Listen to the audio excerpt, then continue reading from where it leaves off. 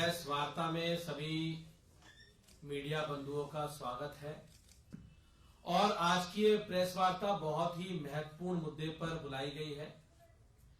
जैसा कि आप सबको पता है कि पूरे देश भर के अंदर सभी तरह के, चाहे वो जंगल हो, चाहे वो खादान हो, चाहे वो एयरपोर्ट हो, चाहे वो पोर्ट हो, पूरे देश में सारे के सारे जितने भी संसाधन हैं, वो सभी संसाधन आज भारतीय जनता पार्टी द्वारा अडानी को देने का काम किया जा रहा है। उसी के अंदर आज जो मुद्दा है वो मुद्दा है जो मध्य भारत है, और मध्य भारत का फेफड़ा कहे जाने वाला छत्तीसगढ़ के अंदर एक बहुत ही घना जंगल, एक बहुत ही विशाल जंगल जिसको हसदेव का जंगल कहा जाता है। और आज हमारे साथ यहां पर हमारी छत्तीसगढ़ प्रदेश की सचिव प्रियंका शुक्ला जी हैं, और वो प्रदेश की प्रवक्ता भी हैं, वो भी इस बारे में आपको जानकारी देंगी।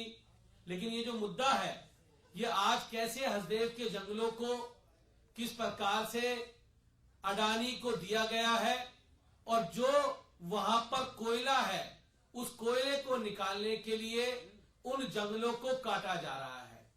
लेकिन इस देश के संविधान के अंदर, इस संविधान के अंदर जो हमारी अनुसूची है 5वीं, उस अनुसूची के अंदर यह बताया गया है, यह स्पष्ट तौर पे कहा गया है कि अगर आप किसी भी जगह पर कहीं पर भी कोई भी जंगलों को काटते हैं या कोयला निकालते हैं तो वहां की ग्राम सभा की अनुमति लेना आपके लिए अनिवार्य है। लेकिन इस केस में अलग हुआ कि वहां पर जो ग्राम सभा थी, उन ग्राम सभा की फर्जी एनओसी बनाई गई।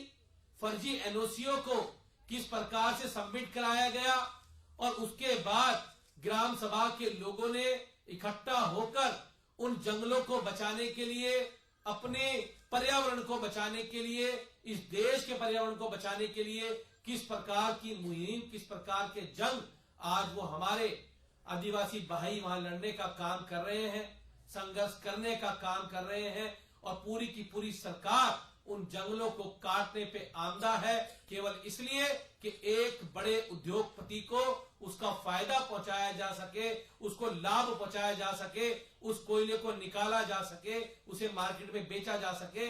इसलिए इतने बड़े पर्यावरण जंगल को काटने के ऊपर आज पूरी की पूरी भाजपा की सरकार तुली हुई है, क्योंकि उनका काम केवल ये है कि वो इस देश के पर्यावरण को खत्म करना चाहते हैं, वो जीव जंतुओं को खत्म करना चाहते हैं। उन्हें बस केवल पैसा चाहिए, लाभ चाहिए उन उद्योगपतियों से, इसलिए वो इस जंगल को काटने में उतारू है। अब मैं चाहूंगा कि प्रियंका शुक्ला जी विस्तार से इसके बारे में आपको बताएंगी कि किस प्रकार से वहां के लोग इसके विरोध में खड़े हुए लंबा संघर्ष कर रहे हैं। प्रियंका शुक्ला जी।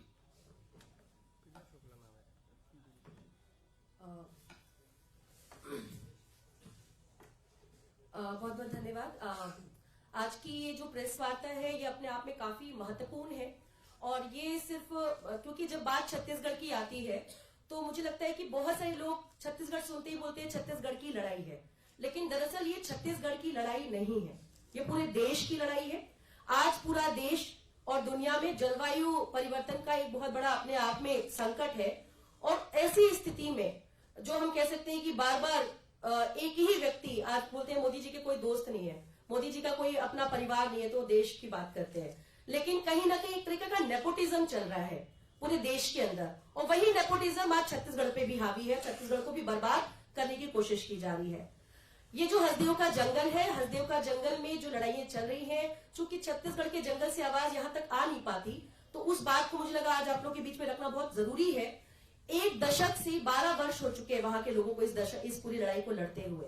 ये मध्य भारत का बहुत ही डेंस फॉरेस्ट एरिया है, और अगर देश के अंदर छत्तीसगढ़, झारखंड, ये सब कौन से इलाके हैं? वो इलाके हैं जहाँ पे जंगल है, और अगर जंगल कटता है, कोई ऐसा नहीं कि 2-4 पेड़ है, कई लाखों की 4 लाख पेड़ काटे जाने वाले हैं, और उन 4 लाख पेड़ों में लगभग बीते 1 साल के अंदर 50,000 पेड़ काटे जा चुके हैं। और ये कैसे काटे गए, ये स्थिति समझने वाली है कि जब लोगों ने विरोध करना शुरू किया, चूंकि बताया हमारे जो एमएलए साहब उन्होंने बताया कि ये 5वीं अनुसूचित क्षेत्र है, संविधान का जो 5वीं अनुसूचित इलाका है, ये मतलब एक गवर्नमेंट बॉडी है ग्राम सभा, ऐसा नहीं कि कोई प्राइवेट एनजीओ कोई बात कह रहा है, एक गवर्नमेंट बॉडी है ग्राम सभा। और ग्राम सभा ये प्रस्ताव लाती है कि यहाँ पर हमें खनन नहीं चाहिए, उसकी अनुमति जरूरी है, एक कंकड़ भी आप नहीं उठा सकते हैं बिना ग्राम सभा की अनुमति के, अनुमति जरूरी है। 20 की 20 ग्राम सभाएं कह रही है कि हमें खनन नहीं चाहिए। एक बात, 3 मुद्दों पे मैं बहुत ज्यादा डिटेल में नहीं जाऊंगी, 3 मुद्दों पे बस बात रखूंगी। एक तो 5वीं अनुसूचित क्षेत्र, आपको ग्राम सभा की अनुमति चाहिए, आपको ग्राम सभा की अनुमति नहीं मिली है, उसके बाद भी खनन किया जा रहा है, सिर्फ किसके लिए, एक व्यक्ति को लाभ पहुंचाने के लिए, वो है अडानी।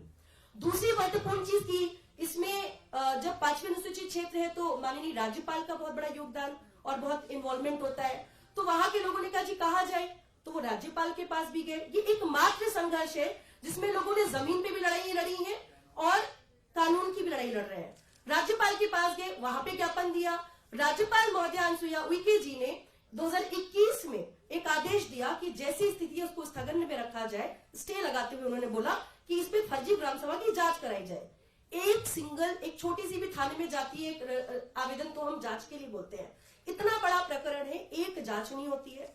उसके अलावा माननीय सुप्रीम कोर्ट के आदेशानुसार उस पर स्टडी कराई गई, हसदेव का एक ज्वाइंट स्टडी हुआ, जो सरकार के अधीनस्थ काम करने वाली संस्थान है, भारतीय वन्य जीव संस्थान WIA की रिपोर्ट आती है। WIA सरकार को एक कॉपी देती है 2021-22 के आसपास, और WIA कहता है कि अगर यहाँ पे खनन किया जाता है तो इसके दुष्परिणाम बहुत ज्यादा होंगे। क्योंकि आप सब दिल्ली में हैं तो दिल्ली को शायद हाथी मानव संघर्ष की बात समझना है, लेकिन जो लोग जंगल में रहते हैं, जो छत्तीसगढ़ में और झारखंड जैसे इलाकों में रहते हैं, वहां समझने योग्य बात है कि हाथी मानव संघर्ष, जब आप जंगल काटेंगे तो हाथी कहाँ जाएगा, हाथी जाएगा घरों के अंदर। घरों में पूरे देश में 1% हाथी छत्तीसगढ़ में है, लेकिन सबसे ज्यादा होने वाली छत्तीसगढ़ के अंदर हाथी मानव संघर्ष की घटनाएं छत्तीसगढ़ में हो रही हैं।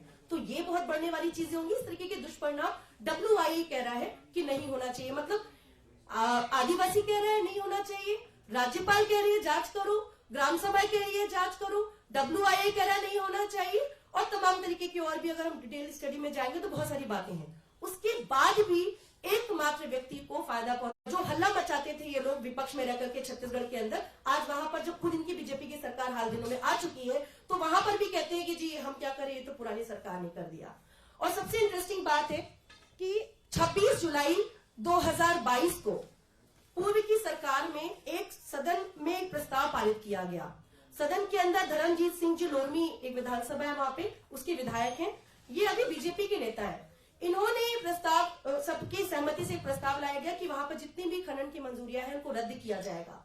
उस सदन के प्रस्ताव में तो ऐसा नहीं कि कोई एक पार्टी के लोग रहे होंगे, सर्वसम्मति से संकल्प पारित हुआ था, उसका भी पालन नहीं किया गया।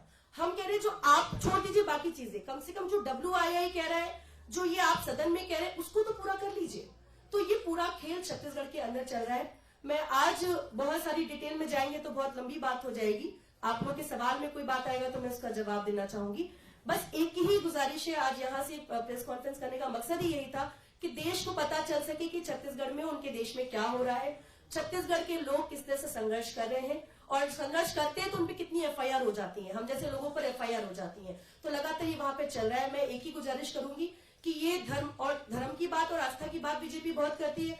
आदिवासी समुदाय, वहां का जो हिंदू है, वहां का जो लोग है, उनकी भी तो आस्था है, क्योंकि वो प्रकृति को मानते हैं, जल जंगल जमीन की पूजा करते हैं।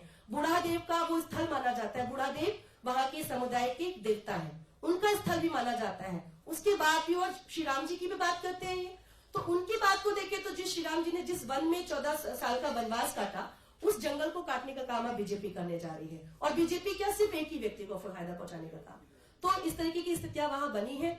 मैं इस माध्यम से एक ही मोदी जी से भी गुजारिश करूंगी, और राज्य की जो छत्तीसगढ़ की विष्णुदेव साय की बीजेपी की सरकार है, उनसे भी गुजारिश करूंगी कि पूर्व जितनी भी गलतियां उसको तुरंत खत्म करते हुए इसको तुरंत रोका जाए। और साथ में देश के लोगों से भी आग्रह करूंगी आपके माध्यम से कि हसदेव की तरफ रुख करें, वहां जरूर जाए और देखें कि वहां क्या स्थितियां बनी है। शुक्रिया।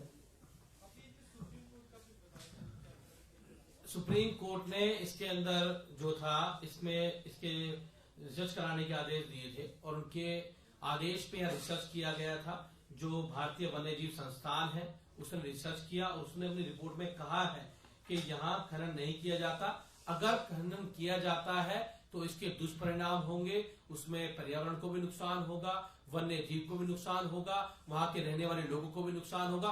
तो जब सुप्रीम कोर्ट कह रहा है, WII कह रही है, खुद सदन कह रहा है, सब लोग मिलके कह रहे हैं, ग्राम सभा जिनके लिए आप कर रहे हैं वो लोग कह रहे हैं, तो वह ऐसा क्या है कि आप केवल एक आदमी को फायदा पहुंचाने के लिए ये सब करना चाहते हैं। और ये तो आपको पता है कि भारतीय जनता पार्टी और मोदी जी की आदत है, जब किसान कानून बनाएंगे तो किसानों से नहीं पूछेंगे, ड्राइवर के लिए कानून बनाएंगे ड्राइवर से नहीं पूछेंगे, वो उसका विरोध करते रहेंगे, भाजपा वाले फायदे गिनाते रहेंगे। तो आप फायदे मत गिनाइए। जब वहां की ग्राम सभा मना कर रही है, माननीय सर्वोच्च न्यायालय ने जो रिसर्च कराया WII से, जब वो मना कर रहा है तो कम से कम उस जंगल को छोड़ दीजिए। वो जंगल इस पर्यावरण का स्रोत है और वो चाहे छत्तीसगढ़ की बात हो, लेकिन जब हम पर्यावरण की बात करते हैं तो पूरे देश की बात होती है, पूरे देश का मुद्दा होता है। कोई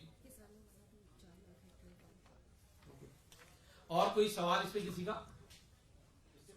इसी रिलेटेड किसी को सवाल हो तो पूछ सकते हैं।